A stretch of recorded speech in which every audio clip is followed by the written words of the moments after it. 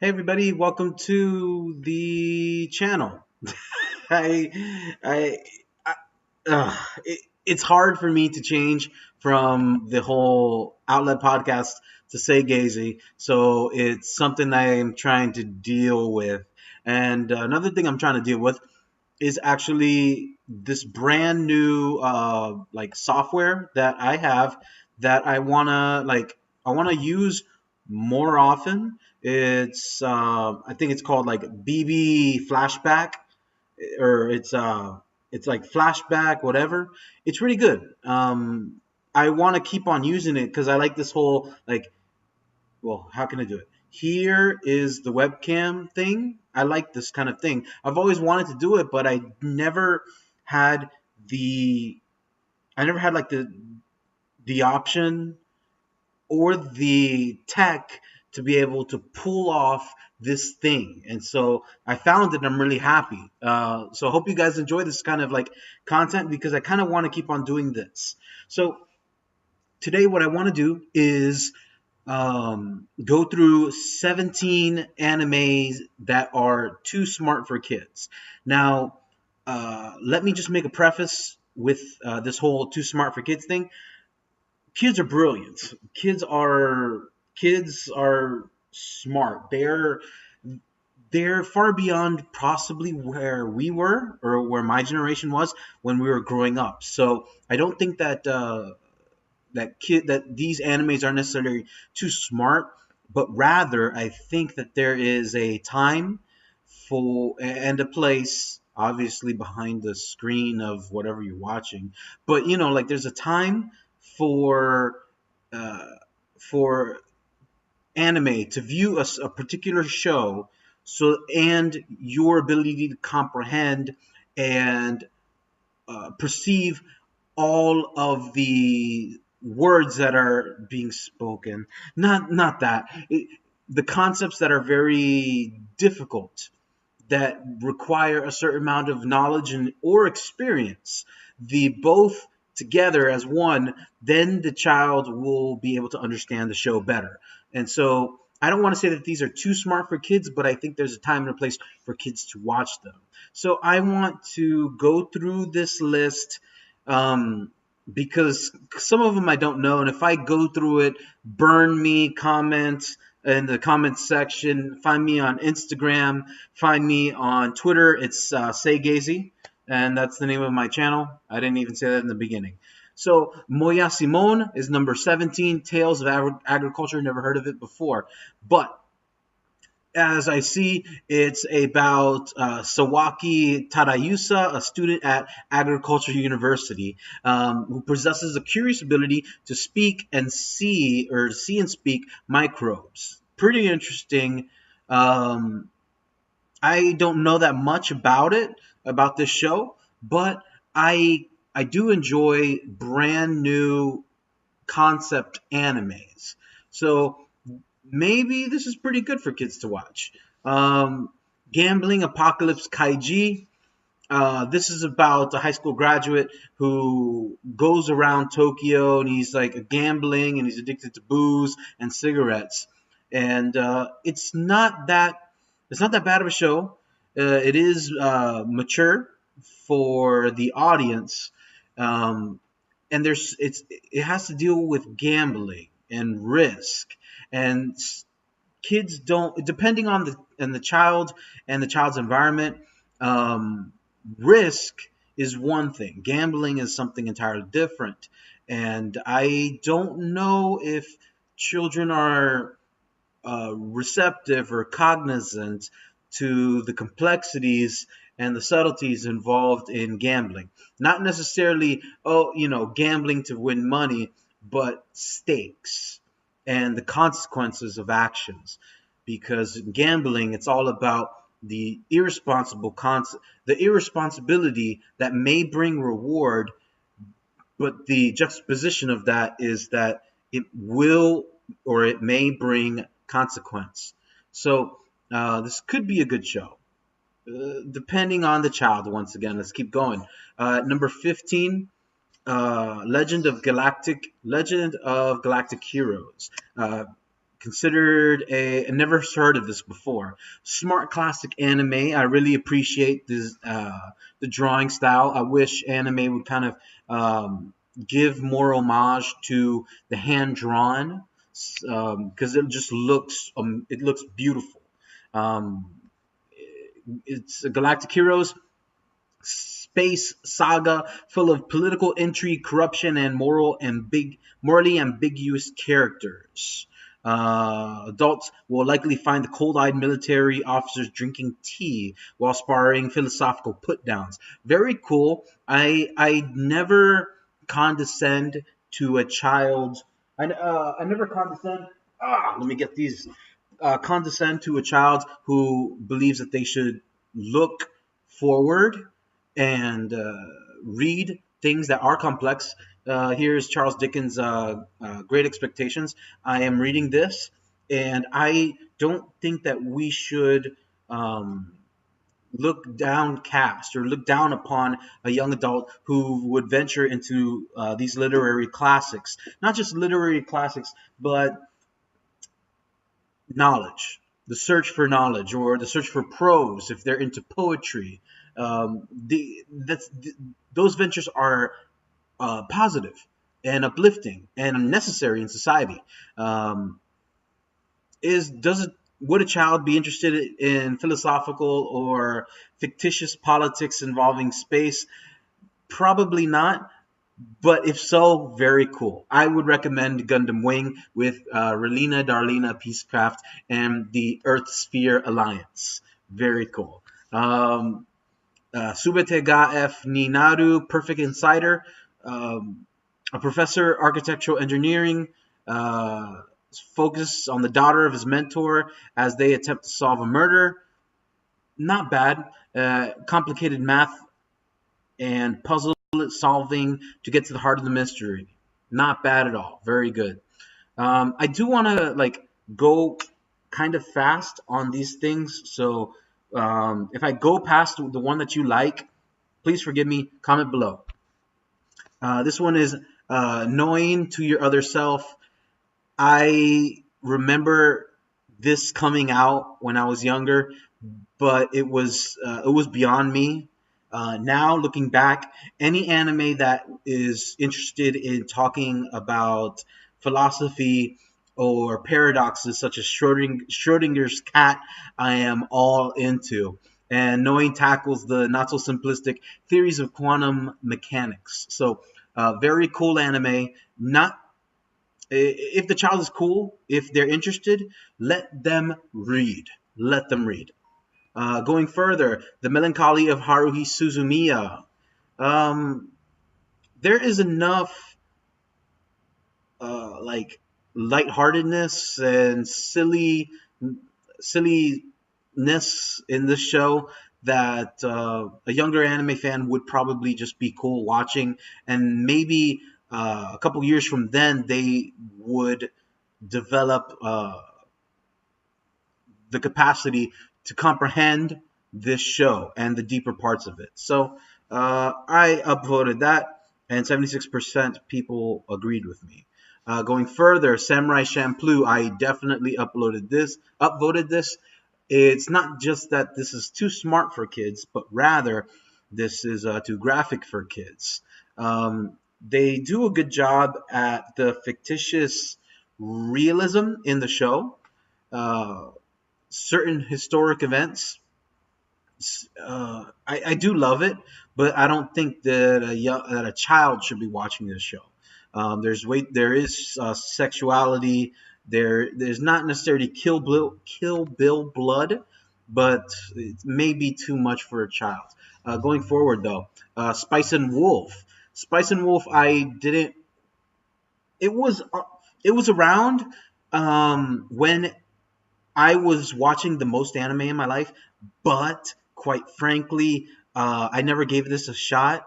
I just When I saw that it was a wolf girl, that she's like a god is whatever, but she's like nude sometimes, and it's like I don't want to watch that.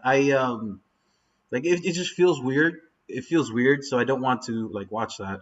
But it's not about that. I know. It's actually very good. The show, it takes place in a peasantry medieval era, and it has to mostly deal with the economics and bartering system and encourage currency exchanging.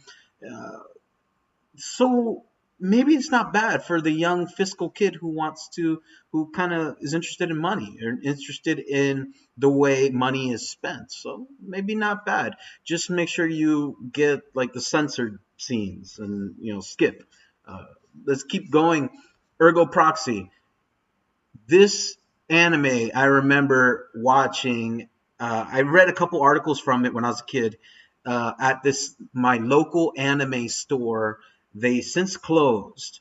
When I was growing up, I would ride my bike like for 5 miles to get to this anime store, and it's where I bought all of my anime soundtracks. There was two places I used to go.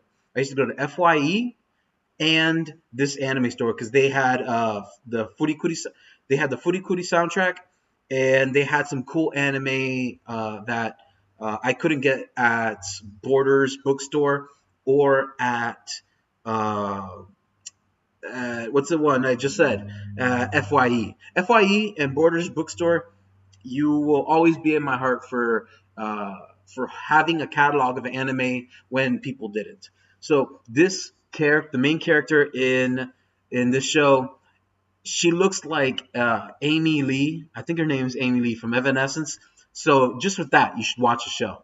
But I never gave it too much um, credit because it just seemed to me to be a like like a secondhand Ghost in the Shell.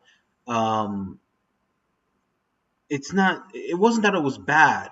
It was very steam. It was like it's post cyberpunk. It is post cyberpunk, and they talk about things that are complex, like theological, psychological issues. So it's not bad. It's just I was more interested in Ghost in the Shell. So going further, Terror and Resonance. I saw there's this lo-fi hip hop uh, X beats with a couple scenes from Terror and Resonance from XXX Tentacion. I think Jocelyn Flores. That's a song that they use, and they slow it down or something like that. And it's on YouTube, and I love watching it. And they use clips from this show. It's kind of sad state of affairs that uh, kids today can engage in conversations. It's not that they shouldn't. It's just it's kind of sad that kids today can engage on issues regarding school shootings and terrorist attacks. And I wish we weren't in that world, but this show might be able to facilitate structure. I haven't watched a show. But it may be able to facilitate structure in a conversation. Serial Experiments Lane, it's one of those animes that to say that there exists a Mount Rushmore of anime is very divisive, outstandingly divisive. You must be careful. Um, I would not I would not put Serial Experiments Lane in the Mount Rushmore. However, you need to recognize that this anime, this show, came out in a time where some of the most penultimate shows that were created, it came out in a great time of anime, and this is just one of them. Is it Mount Rushmore? I'll let you decide. But yeah, unfortunately, loneliness, dissociative identity disorder, and existentialism aren't things for kids to easily swallow. However, if you're a parent and you want to talk to your kids about about these things, go for it. It's always a good thing. Monster, I don't know much about, and I'm sorry. I'm just gonna go straight through it, but essentially, this anime uses "Would you save a baby if it turned out to be Hitler?" ethical debates. Ethical debates are awesome, and I think you should engage in them more. However, do not get so tied into your argument that you don't listen to the other point. I'm surprised Neon Genesis Evangelion is. I'm surprised it's so high up on the list, and not number one. This is a warning. I've said warnings about the show for ever since I watched Evangelion. I've set warnings about it simply because there I to say that I was not affected by the show's content would be an outright lie. Um, I I learn? I learned, but at the price of my psychological well-being. There, Hideki Anno was suicidal, depressed, and he produced this work. There is a lot of symbolism. There is a lot of occultism and mysticism, and it can lead a young adult in down rabbit holes that um, lead to nowhere. But the rabbit hole, since it's so far down, the young adult could lose themselves in the search for nothing. And that's what stinks about Evangelion. You have to be careful when you're watching the show. Have to. You have to. Um, Elfin Laid, I don't recommend it just because it's not that it's too smart for kids, just too much violence. Too much violence. Um, as it says, the themes are discrimination, alienation, abuse of power, and whether the law should law vengeful retaliation is ever justifiable. Um, Guys, this just no, and I disagreed with this, and 14% of people agree with me. So whatever. Number three, proper. Ghost in the Shell standalone complex. Um, this is a great show. The content is the content is pretty good for young adults. Quite frankly, I think that young adults are more cybernetically enhanced. They can engage in discourses about the ethics in technology more so than my generation. I remember this came out in the early 2000s. I watched it like crazy. I remember The Laughing Man. The Laughing Man was pretty good. The standalone complex was great too. Um, the movies were good except the one with Scarlett Johansson. Come on, I mean graphically fine. A Hollywood one-time thrill, fine, whatever. But yes, what happens when technology subdues humanity? When humanity is no longer defined by being human? Boom. What did I just say about ethical debates? Very good. Uh, Going more. Full Metal Alchemist and Brotherhood. Yes. Um, is this too smart for kids? Depending on the child. Remember, the children are our future. Invest in them. However, this is a great show. There is violence and there is yes. So depending on the child, if the child is can handle certain things, I'll leave that up to you. That's not I'm not your anything. But there are two things. One is the Philosopher's Stone, and the other is the law of equivalent exchange. Both seem to be the fountain of youth. Both are these rules, journeys that the Edward Elric and Alphonse Elric undergo in search of. Um, the, if you don't know, the Philosopher's Stone was a mystic occult um, holy grail that if attained, it can help you transmute anything. You can transmute rocks to gold, and that in real lore, that's what people want. That's why people wanted the Philosopher's Stone. However, in the anime, they were trying to use the Philosopher's Stone, to bring back their dead mother. Now, the philosophical idea of the equivalent exchange: you cannot take without giving something equal value. So the question is, how much do I give to get something?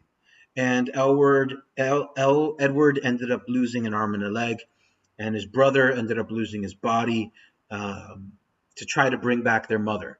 That's not a spoiler. That's the first episode, dog. Great show. Wait for it. Wait for it. And number one on the list, Death Note. Quite frankly, it's not that this is too smart for kids. It's just not for kids. I remember when it first came out, people were all about the rock, like the goths and the alternative rockers, the emo kids were all about Death Note because they love the spooky demons and the metal intro music and the look of Ryuk, and it's like, come on, whatever, you serious, grow up. And that was me back then. I was thinking that. I was like, whatever. Death Note, it's not about that. It's mostly about light and darkness, or rather light and L. And you'd be surprised which one is the darkness. Their interaction was very good. It was a versus style anime, and it's a good psychological thriller and a crime. It's kind of like Heat with Robert De Niro and Val Kilmer, very great, and Al Pacino, great movie, great movie, great movie.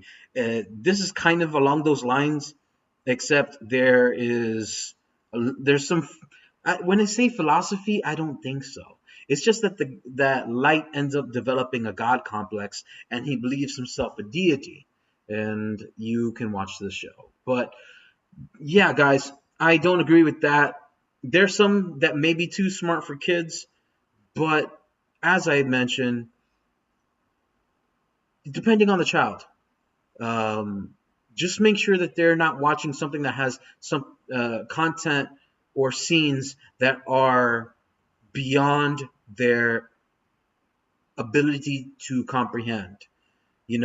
FLCL, when I was outrageous. It was outrageous, but there was sexual nuance there that I wasn't familiar with, and I would stay trying to watch the episodes over and over again, and I would be like, what did that mean? What did that mean? What did that mean? That was me growing up. But yeah, guys, I really like this setup. I hope you like it too. Comment, let me know what anime you may think could be too smart for kids or too smart for me. So my name's Gazy. SayGeizi, and yeah, remember to find me on Instagram, Twitter, my Tumblr page.